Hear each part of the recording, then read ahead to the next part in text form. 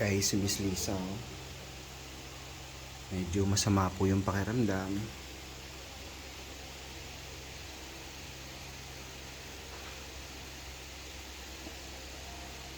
Guys, may papakita po ako sa inyo.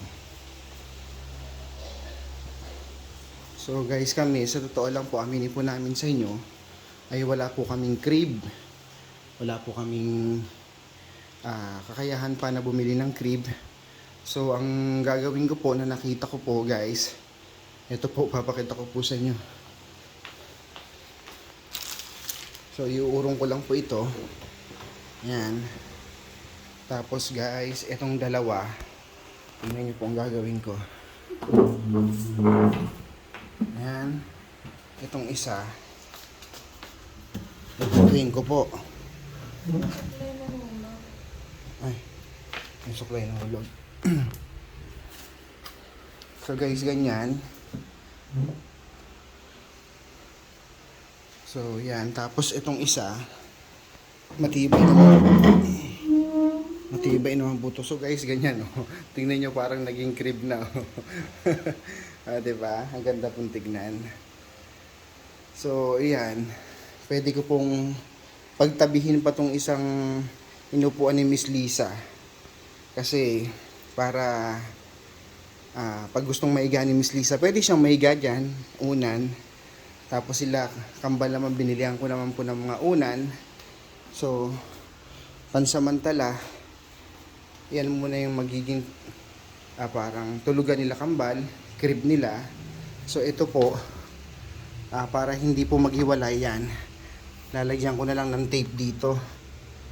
Yan. So patid din dito para safety na hindi maghihiwalay. So ganyan guys, tingnan nyo. Ang ganda rin naman tignan. Naisip ko po ito eh. Kasi wala pa po talaga kaming hawak na pera. Sakto lang po yung amin pong pera. At saka sama nyo po kami sa prayer nyo po guys, dahil to be honest, kami po ay nananalangin na yung iba po naming pangangailangan para kay Lakambal, syempre para kay Miss Lisa ay mabili po namin. So panalangin lang po guys. Tingnan nyo, ang ganda naman po guys. So, diba? Parang crib na rin po. Ang ganda-ganda, diba? Guys, ito po si Miss Lisa, nakaalalay po sa kanya pong dyan. Sama niyo po sa prayer si Miss Lisa guys.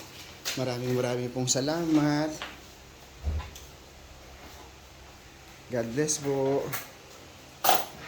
Love. Ayan po. Mukhang tinitingnan ni Miss Lisa yung barya namin. Kaunti na lang po. Nandun po siya sa kusina. Magagatas po siya guys eh. Guys, salamat po sa suporta niyo po kay Miss Lisa. God bless po. Ayan. Salamat. Maraming pong salamat. God bless po. Bye-bye.